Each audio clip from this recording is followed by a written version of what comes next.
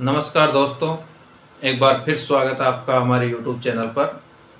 आज हम आपको मैथ का सबसे बेसिक से पढ़ाएंगे और बेसिक में भी अपन यहाँ से चलेंगे जीरो से और बहुत ही हाई लेवल तक पहुँचेंगे। कंपटीशन में जहाँ से सबसे ज़्यादा क्वेश्चन पूछे जाते हैं वहाँ से अपन स्टार्ट कर रहे हैं और उस प्रकार के क्वेश्चनों को करते हुए आपको चुटकियों में कर लोगे यदि आप साथ के साथ पढ़ते हुए चलेंगे। तो आपको बिल्कुल ध्यान से एक बार सुनना है इन सब चीज़ों को। इनको सुनने के बाद में आपको धीरे धीरे आगे ट्रिक्स और मेथड्स पढ़ाए जाएंगे, इसलिए आप ध्यान से एक बार देखिए कि कैसे मैथ स्टार्ट होती है।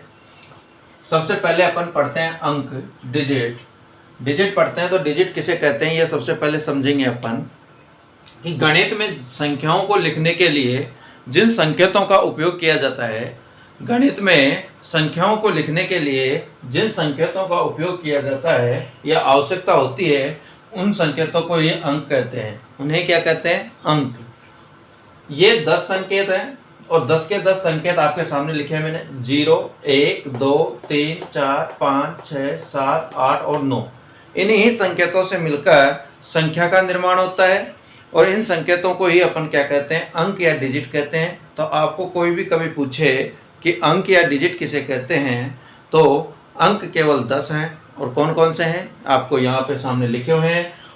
और 10 डिजिट होने की वजह से या 10 संकेत होने की वजह से इसे कहते हैं डेसिमल सिस्टम या दशमिक पद्धति। 10 अंक या 10 संकेत होने की वजह से इस पद्धति को कहते हैं डेसिमल सिस्टम या दशमिक पद्धति। देखिए, किसी भी संख्या को बनाने के लिए संख्या ही आ गई, नंबर्स यानी संख्या। अंकों को इकाई, दहाई, सैकड़ा आदि के स्थान पर रखकर जो पद प्राप्त होता है उसे संख्या कहते हैं। और संख्या कैसे बनती है यहाँ पे आपको मैं समझाता हूँ। जैसे ये है 75, ठीक है, 75 है। अब 75 बना कैसे? ये है इसका यूनिट डिजिट।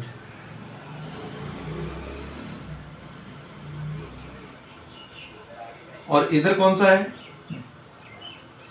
दहाई का अंक।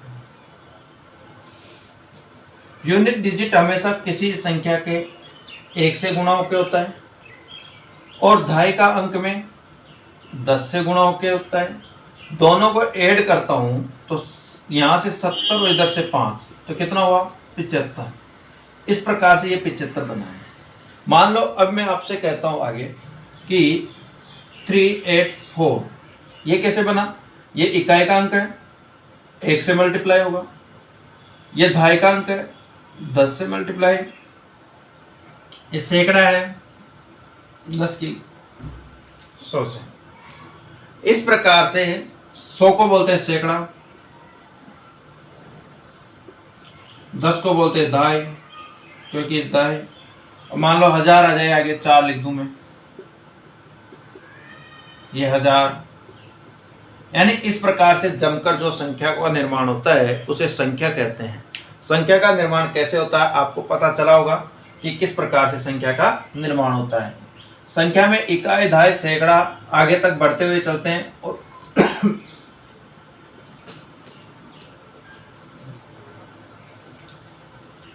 इस प्रकार से संख्या का निर्माण होता है। और संख्या बहुत प्रकार की होती है। संख्या को समझने के लिए अपने सामने चलते हैं types of number. Types of number में सबसे पहले नेचुरल नंबर या प्राकृतिक संख्याएं। अब प्राकृतिक संख्याओं के नाम से ही पता चल रहा है कि जिन संख्याओं का यूज या उपयोग प्राकृतिक के किसी संख्या को गिनने के लिए किया जाता हो। प्राकृतिक संख्या का अर्थ सिंपल डेफिनेशन एक ही बता देता हूं मैं आपको कि जिन संख्याओं का प्रयोग प्रकृति की किसी संख्या को गिनने में यूज किया जाए या उनको काउंटिंग करने में किया जाता है, उन्हें ही प्राकृतिक संख्या कहते हैं। अब गिन तो 1 से सकते हैं, 0 से कभी किसी संख्या को गिनते हैं क्या? किसी भी गिनने के लिए क्या होता है? 1।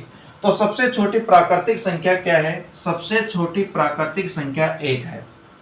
प्राकृतिक संख्याएं हमेशा धनात्मक होती है। धनात्मक का मतलब होती है कि प्रकृति में किसी भी संख्या को होगी जब तो गिनेंगे, होगी नहीं तो कैसे गिनेंगे? तो गिनने के लिए क्या होती है? किसी चीज की वास्तविक होगी और वास्तविक संख्या को क्या कहते हैं? धनात्मक संख्या कहते हैं। डी से प्राकृतिक संख्याओं को n से दिखाते हैं। प्राकृतिक संख्याओं को नेचुरल नंबर, नेचुरल में n आ रहा है और नेचुरल नंबर को किससे दिखाते हैं, n से दिखाते हैं इंग्लिश के।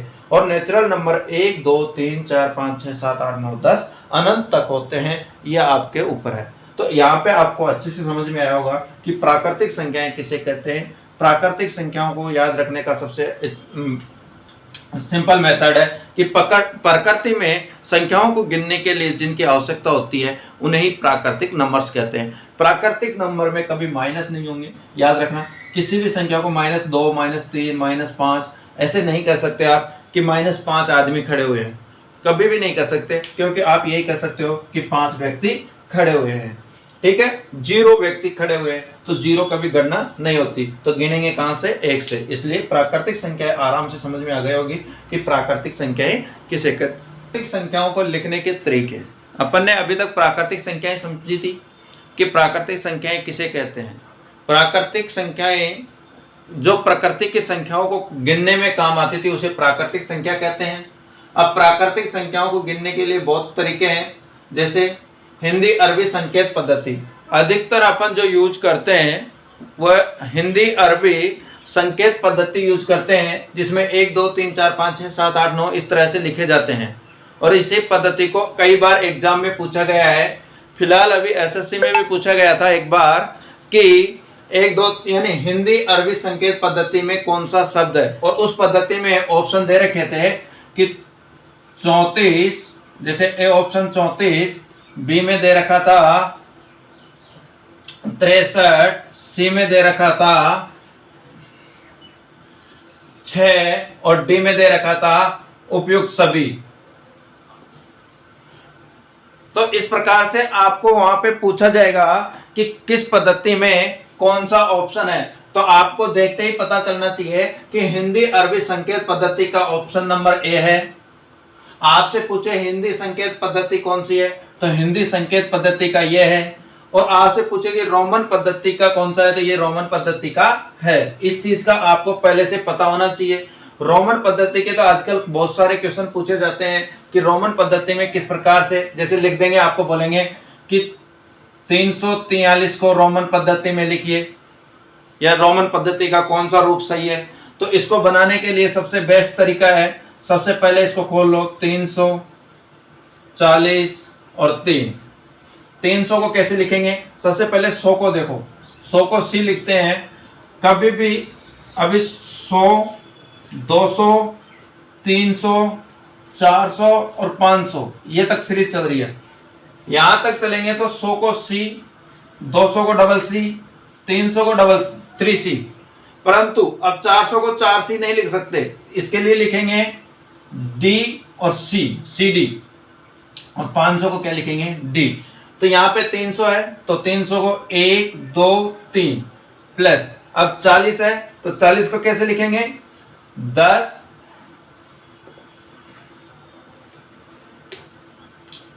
20 30 40 50, वही काउंटिंग। 10 को x लिखते हैं, 20 को डबल x, 30 को ट्रिपल x, और 40 को क्या 4 बार x नहीं, 50 को जो लिखते हैं, 50 को क्या लिखते हैं l, और l से 1 x कम। तो इस प्रकार से 40 को लिखेंगे अपन, यहाँ पे इसका प्लस का साइन हटाएंगे, x l, और 3 को क्या लिखते हैं 1 2 और 3। ये हो गया 343 को रोमन पद्धति में। समझ में आया होगा रोमन पद्धति में कैसे लिखते हैं। एक और लिख के देखते हैं अपन।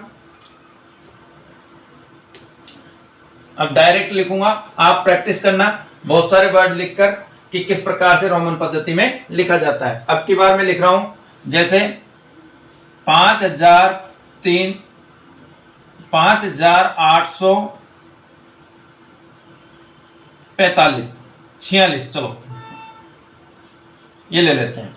तो 5000 को लिखने के लिए मुझे बताओ m कैसे लिखोगे, 1000 को कैसे लिखते हैं। अब यहां से चलिए 1000 2000 3000 4000 5000। 1000 को अपन किससे लिखते हैं, m से। 2000 को डबल m और 3000 को ट्रिपल m। परंतु 5000 को क्या 5 बार m तो लिखेंगे नहीं, इसको लिखते हैं v के ऊपर बार, b के ऊपर बार, क्योंकि b केवल b तो किसको लिखते हैं 5 को, और 5 के ऊपर बार लगते हैं कितना हो गया 5000। अब 5000 4000 लिखना है तो क्या लिखोगे एम बी बार, लिखोगे नहीं लिखोगे। तो इस प्रकार से यहां पे आ गया इसका b और b के ऊपर बार 800। अब 800 को कैसे लिखोगे, 800 का देखिए ये 800, तो 800 को ऐसे लिख सकते हो 500 प्लस 300,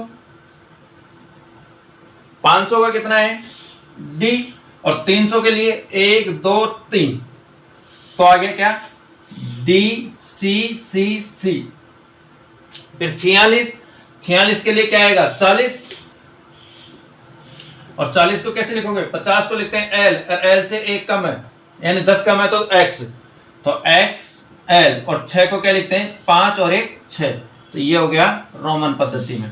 इस प्रकार से आप बहुत अंकों की प्रैक्टिस करना, एसएससी, रेलवे, राजस्थान, कोई सा भी स्टेट का आपका एग्जाम हो, सभी में आजकल ये क्वेश्चन पूछे जाते हैं कि रोमन पद्धति और हिंदी संकेत पद्धति के क्वेश्चन पूछे जाते हैं कि हिंदी संकेत पद्धति में 5 को कितने लिखते हैं, 15 को कैसे लिखते हैं, 25 को।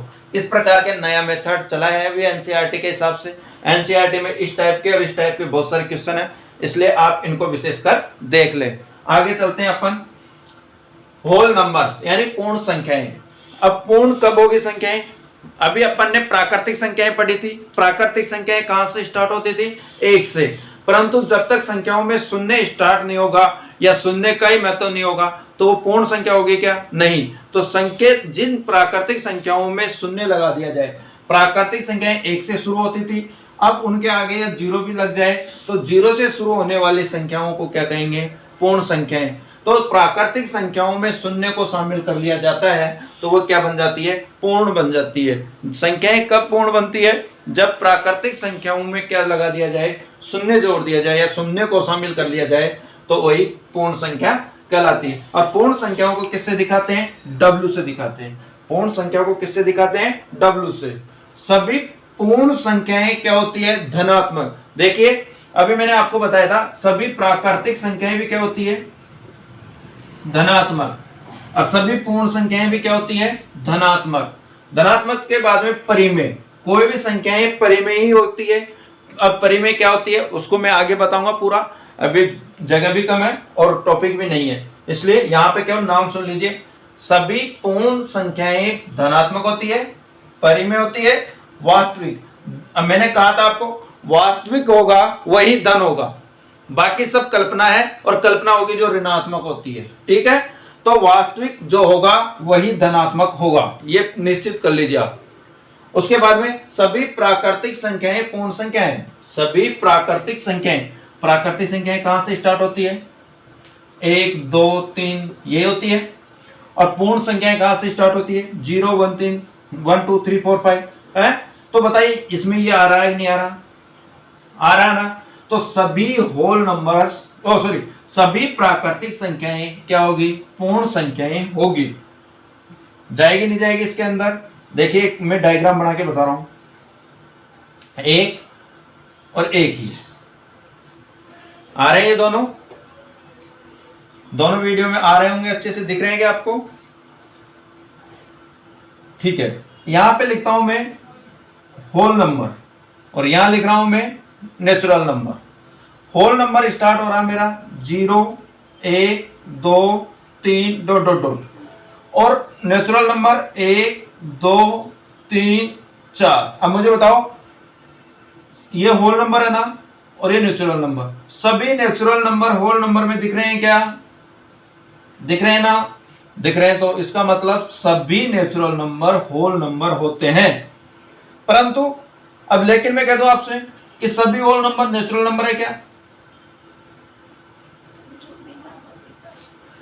भाई सभी नेचुरल नंबर होल नंबर तो है, ठीक है, पर होल नंबर नेचुरल नंबर है क्या, नहीं। क्यों नहीं है, क्योंकि ये 0 इसमें है क्या, इसमें नहीं है ना, नहीं है। तो इसलिए यहां पे लिखा मैंने कि सभी प्राकृतिक संख्याएं पूर्ण संख्या है, लेकिन सभी पूर्ण संख्याएं प्राकृतिक संख्याएं नहीं है, जैसे 0। तो वहां पे आपसे क्वेश्चन पूछेगा, क्वेश्चन कैसे पूछेगा, सीधा ऑप्शन देगा सभी प्राकृतिक संख्याएं पूर्ण संख्याएं हैं कथन दे देगा। दूसरा कथन देगा सभी पूर्ण संख्याएं प्राकृतिक संख्याएं हैं, और फिर पूछेगा पहला कथन है सही, दूसरा कथन है ए और बी दोनों कथन सत्य हैं, ए और दो बी दोनों ही निहित नहीं है। इस प्रकार के क्वेश्चन बहुत ज्यादा पूछे जा रहे हैं आजकल, कथन निष्कर्ष के क्वेश्चन पूछे जाते हैं और यहां से क्वेश्चन उठा के दे दिया जाता है। जब तक आपको बेसिक नॉलेज नहीं होगी तब तक आप कुछ नहीं कर सकते। इसलिए मैथ का सबसे टॉप, आपको एक एक क्वेश्चन आपका मुंह पे जबान पे याद होगा यदि आप इस प्रकार से मैथ पढ़ोगे। तो मैथ की स्टार्टिंग सबसे पहले ऐसे करनी चाहिए आपको कि मैथ की सबसे पहले डीप समझना चाहिए कि मैथ कहाँ से स्टार्ट हो रही है। आपको अंक के बारे में ही पता नहीं है और आप सीधे पहुंच जाओगे क्षेत्रमति पर, आपको क्या पता चलेगा कि ये कैसे बना कैसे नहीं बना। इसलिए सबसे पहले मैथ की ये बेसिक सीखना जरूरी है। चलिए नेक्स्ट पहुंचते हैं अपन। अब पढ़ेंगे इंटीजर नंबर। अब तक अपन ने दो चीज पढ़ चुके हैं, कौन कौन सी? प्राकृतिक संख्याएं और पूर्ण संख्याएं। प्राकृतिक संख्याएं अपन ने बताया था n से प्रदर्शित करते हैं, जिसे प्रकृति में काउंट कर सकते हैं, वह सभी प्राकृतिक संख्याएं। यदि प्राकृतिक संख्या में 0 को शामिल कर लेते हैं तो वो पूर्ण संख्याएं, ये भी अपन ने पढ़ चुके हैं। अब पढ़ेंगे इंटीजर नंबर्स, पूर्णांक संख्याएं। देखिए पूर्ण संख्याएं अपन ने लिखी थी 0 1 2 3 4 5 यानी डॉट डॉट डॉट अनंत तक। इसी प्रकार जब इन्हीं को माइनस में भी चले यानी ऋणात्मक चले और धनात्मक चले और 0 भी हो तो उन्हें कहते हैं पूर्णांक संख्याएं। पूर्णांक संख्या को बोलते हैं इंटीजर नंबर। जब पूर्ण संख्याओं को धनात्मक और ऋणात्मक चिन्हों के एक द्वारा दर्शाया जाता है, यानी वो ऋणात्मक में भी चलेगी, धनात्मक में भी चलेगी और 0 भी हो, यानी तीनों चीज आनी चाहिए, उसे क्या कहेंगे अपन? पूर्णांक संख्याएं। देखिए पूर्ण संख्या और पूर्णांक संख्या में अंतर समझ लीजिए। पूर्ण संख्या में तो 0 लगती है केवल किसके? प्राकृतिक संख्याओं के आगे, जबकि पूर्णांक संख्याओं में ऋणात्मक, धनात्मक और 0 तीनों शामिल होती है। तो आपसे क्वेश्चन पूछ सकते हैं परीक्षा में कि वह कौन सी संख्याएं हैं जिसमें ऋणात्मक, धनात्मक और शून्य तीनों संख्याएं शामिल है। ऑप्शन में आ सकते हैं पूर्ण संख्याएं, पूर्णांक संख्याएं, प्राकृतिक संख्याएं, सम संख्याएं। तो आपका आंसर होना चाहिए पूर्णांक संख्या या इंटीजर नंबर। चलिए नेक्स्ट पे पहुंचते हैं, इवन नंबर, सम संख्याएं। ये तो सबको पता होगी कि सम संख्याएं किसे कहते हैं। वह संख्याएं या वह प्राकृतिक संख्याएं जिन्हें 2 या 2 से विभाजित किया जा सकता है, यानी सम संख्याओं के लिए कि वह प्राकृतिक संख्याएं जिन्हें 2 से विभाजित किया जा सकता है उन्हें क्या कहते हैं? सम संख्याएं कहते हैं। और जिन्हें 2 से विभाजित नहीं किया जा सकता उन्हें क्या कहेंगे? ओड नंबर या विषम संख्याएं। ये दोनों चीज तो आपको मैं बहुत कम बताऊंगा क्योंकि ये दोनों चीजें आपको अच्छे से पता है।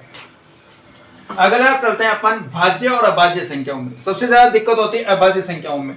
अपन भाज्य संख्या बताने के बाद में अभाज्य संख्याओं को अच्छे से पढ़ाएंगे। एक बार समझ लीजिए। तो अपन पढ़ रहे थे कंपोजिट नंबर और प्राइम नंबर, यानी भाज्य संख्या और अभाज्य संख्याएं। प्राकृतिक संख्याओं में वह प्राकृतिक संख्याएं जिनमें केवल स्वयं का यानी जो वह है उसका और उसके अलावा एक का इसी का भाग जाता हो तो उस संख्या को कहते हैं अपन यानी पहले भाज्य संख्या पढ़ रहे हैं तो स्वयं का, एक का और उसके अलावा किसी और संख्या का भी भाग जाना चाहिए। यानी भाज्य संख्या वह संख्याएं हैं जिसमें एक का, ठीक है, एक का तो सब में जाएगा तो ठीक है, एक को तो छोड़ दीजिए आप दिमाग में से कि एक का तो सभी में भाग जाएगा ही जाएगा। उसके अलावा आपको देखना है कि उसमें स्वयं के बाद में उसमें जाना चाहिए किसी अन्य संख्या का। जैसे अपन यहाँ पे देखते हैं 4, तो 4 है तो 4 में किस किस का जाएगा? एक तो एक का तो सभी में जाएगा, नॉर्मल बात है। स्वयं का भी सभी में जाएगा, ठीक है, गया। तो अब भाज्य संख्याएं बता रहे थे अपन आपको कि एक तो उसमें स्वयं का भाग जाना चाहिए, एक का भाग जाना चाहिए और उसके अलावा अन्य संख्या का। जैसे अपन 4 लेते हैं तो 4 में देखिए एक का भाग जाएगा, 4 में स्वयं 4 का भाग जाएगा, इसके अलावा किसका जाएगा? देखिए 4 में 2 का भाग जा रहा है तो इसके अलावा जा रहा नहीं है, तो ये भाज्य संख्या है। जैसे अपन 6 ले रहे हैं तो 6 में 1 का जाएगा, ये फिक्स बात है। 6 में यानी हर संख्या में 1 का भाग जाएगा ही जाएगा, उस संख्या का खुद का भाग भी जाएगा, तो इस चीज को छोड़ दीजिए। इसके अलावा किसी और संख्या का जाना चाहिए तो 6 में देखिए 2 का भाग जाता है, 6 में 3 का जाता है, तो इस प्रकार से अलावा इसके अन्य कोई भी संख्या का भाग जाता है तो वह क्या है? भाज्य संख्या है। वो क्या है? भाज्य संख्या है। और दूसरा अभाज्य संख्या, अब अभाज्य संख्या किसे कहते हैं? वे प्राकृतिक संख्याएं जिसमें स्वयं का और एक का, इसके अलावा और किसी का भी भाग नहीं जाना चाहिए। केवल स्वयं का और इसके एक संख्या के अलावा किसी का भी भाग नहीं जाना चाहिए, उसे क्या कहते हैं? प्राइम नंबर कहते हैं। ठीक है, अब प्राइम नंबर कैसे निकाले जाते हैं ये बताते हैं। प्राइम नंबर, अभाज्य संख्याएं। अभाज्य संख्याएं क्या होती है ये अभी आपको बता चुके हैं हम। अब एक बार फिर समझ लेते हैं अभाज्य संख्याएं कैसे निकालते हैं, कितनी अभाज्य संख्याएं क्या क्या है। तो सबसे पहले अभाज्य संख्याएं उस संख्या को कहते हैं जिसमें एक तो स्वयं का भाग जाए और स्वयं के अलावा एक का जाए, और ऐसी प्रत्येक संख्या होती है जिसमें स्वयं का भाग जाता है और एक का भाग जाता है, परंतु उनके अलावा किसी और संख्या का भाग नहीं जाए। जैसे 2, तो यहाँ पे सबसे छोटी अभाज्य संख्या, सबसे छोटी अभाज्य संख्या है 2, सबसे छोटी अभाज्य संख्या, और एकमात्र सम अभाज्य संख्या भी यही है, एकमात्र सम अभाज्य संख्या, वो भी 2 है। सबसे छोटी विषम अभाज्य संख्या, सबसे छोटी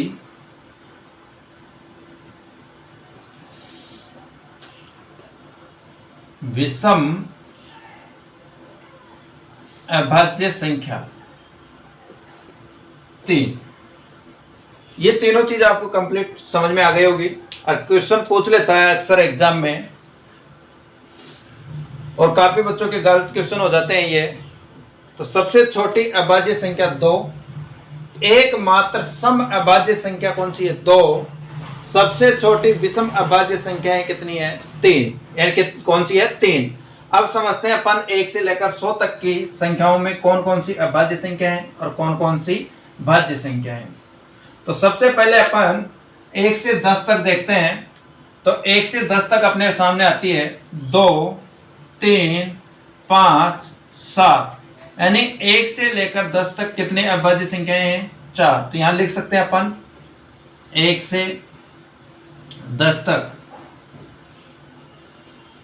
अभाज्य संख्याएं 4। कितनी है? 4। यह कुल अभाज्य संख्याएं, यहां पे लिख देता हूं मैं, कुल अभाज्य संख्याएं कितनी है? 4। अब आगे 1, 2, 3, 4, 11 से 20 तक वही कुल अभाज्य संख्याएं 4। आगे 21 से 30 तक कितनी आई? 2। 30 से 40 तक 2। 30 से 40 तक 2, सॉरी 31 से 40 से 41 से 50 तक कितनी आई? 3। 51 से 60 तक 2। 61 से 70 तक 2। 61 से 70 तक कितनी आई? 2। और 71 से 80 तक 1, 2, 3। और 81 से लेकर 90 तक कितनी आई? 2। और 91 से 100 तक 1। इस प्रकार से संख्याएं आई। तो इसको याद भी कर सकते हैं आप, 4, 4, 2, 2, 3, 2, 2, फिर 3, 2, 1, इस हिसाब से चलेगा। तो इसको एक मेथड से याद कर सकते हो आप, 4, 4, या तो मोबाइल नंबर की तरह याद कर लो, 44, 22, 32, 23, 21। यानी एक मोबाइल नंबर याद करते हैं, वैसे ट्रिक से याद कर लो। ट्रिक बन जाएगी 44 22 32 23 21। और इसको सबसे पहले 1 से 10, 10 से यानी 11 से 20, 20 से ऐसे चलते जाएंगे 21 से 30। अब आपसे बोल दिया जाए तो ये नंबर की तरह याद कर सकते हैं 44 22 32 23 21। 44 22 32 23 21 5-10 बार बोलोगे तो आपको ये पूरे याद हो जाएंगे। 1 से लेकर 100 तक की अभाज्य संख्याएं कितनी कितनी है। और क्वेश्चन पूछ लेते हैं कि 1 से लेकर 25 तक, 1 से 25 तक अभाज्य संख्या बताइए संख्या। तो 1 से 25 तक देखो, या तो ये याद रखो 1 2 3 4 5 6 7 8 9 9। तो कितनी संख्या हो गई? 9। सीधा क्वेश्चन कभी कभी ऐसे भी पूछ लेता है कि 21 से 50 तक अभाज्य संख्या बताइए। तो 21 से 21 के बाद कौन कौन आ रहा है? तो 1 2 3 4 5 6 7 7। तो इस प्रकार के क्वेश्चन का जवाब देने के लिए आपको दोनों ही चीज पता होना चाहिए। एक तो ये ट्रिक, यदि सिंपल पूछ ले आपसे कि 1 से 50 तक, 1 से 50 तक, तो 1 से 10 तक 4, एक यानी फिर 11 से 20 तक 4, 21 से 30 तक 2, और 31 से 40 तक 2, और 41 से 50 तक 3। तो 4 4 8 2 10, 10 से 5 15, टोटल 15 आ गई, यानी 15। और ऐसे आपके पास ये हो तो 1 2 3 4 5 6 7 8 9 10 11 12 13 14 और ये 15। तो दोनों मेथड से आप जल्दी से निकाल सकते हैं, परंतु आपको ये दोनों पता होने चाहिए। परंतु आपके पास इससे भी बड़ा आ जाए, जैसे अब आपको दे दिया जाए जैसे 61 हो गए, ठीक है। 62 तो सबको पता चल रहा है कि 462 में 2 का भाग जाता है, तो ये तो बात है। परंतु अब 61 होती तो कैसे निकालते? तो देखिए इसमें 2 का भाग जा रहा है क्या? नहीं जा रहा। 3 का भाग देने की विधि क्या है? सभी संख्याओं को जोड़ दो और वो जोड़ प्राप्त होता है, उसमें 3 का भाग जाता है क्या? तो 6 4 10 1 11, 11 में क्या 3 का भाग जाता है क्या? नहीं, 3 से बातें नहीं है। 5 का क्या है कि अंत में या तो 0 हो या 5 हो, ये दोनों भी नहीं है, तो 5 का भाग नहीं जाएगा। 7 का देख लो, 7 का 7 6 42, बच गए कितने? 4, 7 7 49, 7 5 35, नहीं जा रहा ना। 7 का भी नहीं गया। 11 के में तो सिंपल है, आप देख सकते हो 461 में 11 चौक 44, बच गए कितने? 2, 21 में नहीं जा रहा, ठीक है। उसके बाद में 13 का, एक बार देखते ही पता चल जाएगा जाएगा नहीं जाएगा। 13 13 दूनी 26, 13 3 39, 40 5, 13 7 13 13 दूनी 26, देख ली 13 13 दूनी 26, 13 3 39, और बच गए कितने? 7। 13 में आता ही नहीं है। उसके बाद में कितना है? 17, 17 दूनी 34, बच गए कितने? बताइए जल्दी से। 12 जा रहा है क्या? नहीं जा रहा। उसके बाद में 19, 19 दूनी 38,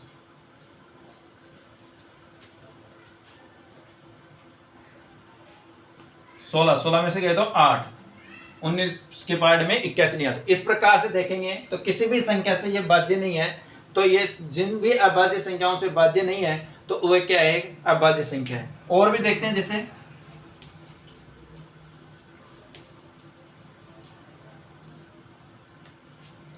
5 8 7, और आपसे बोल दिया ये भाज्य संख्या है अभाज्य संख्या है, तो आपको अभी भी मैंने बताया ये 500 है, ठीक है। तो 500 के आसपास का वर्ग देखेंगे तो 20 का स्क्वायर तो कितना होता है? 400, 25 का स्क्वायर 625, तो इन दोनों के बीच वाली संख्याओं में से होगा। 22 का अभी अपन ने देखा था 484, ठीक है। 23 का स्क्वायर निकालते हैं, इधर निकाल लेते हैं। 23 का स्क्वायर निकालने के 3 का स्क्वायर कितना होता है? 3 तिया 9, 2 का स्क्वायर कितना होता है? 4, दोनों को गुणा करो, 3 दूनी 6, 6 दूनी 12, 12 का 2 हासिल का 1, तो 529, तो इसका कितना होता है, तो 529 भी 500 से ज्यादा है क्या, तो किस किस के बीच में आ रहा है ये, 22 और 23। तो 22 से छोटी जितनी भी अभाज्य संख्याएं हैं, 22 से छोटी जितनी भी अभाज्य संख्याएं हैं उनको इससे डिवाइड करके देखते हैं। 23 का, 23 और 24 के, 23 और 24 के, क्योंकि 23 का कितना आया था 529 और 529 के और 24 का कितना होता है 576, ठीक है, इन दोनों के बीच में। तो 23 से छोटी कौन कौन सी है, खुद 23 भी अभाज्य संख्या है। यहां तक का भाग देखिए 2 का तो जाएगा ही नहीं, 3 के देने के लिए 7 और 3 10 और 2 12 8 20, 20 में 3 का नहीं जाता, ठीक है। 5 के लिए 5 नहीं है, 0 नहीं है, ठीक है। 7 का देके देखिए अब, 7 7 49, 7 8 56, 2 27 में 7 का भाग नहीं जाता, इसलिए 7 का नहीं जाएगा। 11 का दीजिए, 11 का ट्रिक भी है, इन दोनों को जोड़ो, कितना हो गया 7 और 3 10 2 12 और इधर 8, ना तो 0 आ रहा है ना 11 से भाज्य, तो 11 का नहीं जाएगा। 13 13 3 26 33 39 13 4 52, 6 13 के अनुसार सर नहीं आता, 13 5 65 होते हैं, ठीक है। उसके बाद में 17 17 दूनी 34 17 3 51, बच गए 7 और 77 आते नहीं है, 17 का भी नहीं। 19 19 दूनी 38 29 57, 17 नहीं आते 19 के में, इसलिए ये भी नहीं जाएगा। और 23 लास्ट बचा है, 23 दूनी 46 2 1, 23 के में 7 नहीं आते। तो इस प्रकार से ये किसी से भी अभाज्य संख्या है, ये क्या है अभाज्य संख्या। इस प्रकार से भाज्य और अभाज्य संख्याएं निकालते हैं। अगला, आपको वीडियो कैसा लगा, आपको यदि ये वीडियो अच्छा लगा है तो आप इसको लाइक कीजिए, चैनल को सब्सक्राइब कीजिए, और आपको इस वीडियो में कोई भी कमी दिखती है तो आप कमेंट कर मुझे बताइए कि सर ये इस प्रकार की कमी थी, मैं आप ही की तरह एक स्टूडेंट से टीचर बनने की तरफ जा रहा हूँ। तो प्लीज़ मुझे ज़रूर बताएं कि इस वीडियो में आपको क्या अच्छा लगा और क्या बुरी चीज़ें लगी। यदि बुरी चीज़ें लगी है तो वो भी बताइए, क्योंकि मैं उन बुरी चीज़ों को सुधार कर अगले वीडियो में आपको बहुत ही अच्छे से करूँगा। चलिए, धन्यवाद आप सबका वीडियो को देखने के लिए।